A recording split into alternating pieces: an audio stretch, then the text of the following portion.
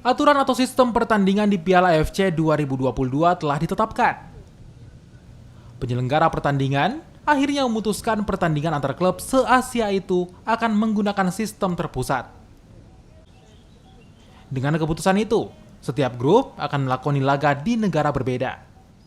Ini dilakukan mengingat pandemi COVID-19 yang belum juga berakhir. Untuk wakil Indonesia, PSM Makassar akan berlaga di Kuala Lumpur, Malaysia. PSM berada di grup H dan akan bersaing dengan Kuala Lumpur City dari Malaysia, Shan United dari Myanmar, dan Tampines Rover dari Singapura. Setidaknya ada 9 venue yang akan jadi lokasi pertandingan Piala AFC 2022 yang akan mulai digelar pada awal April mendatang.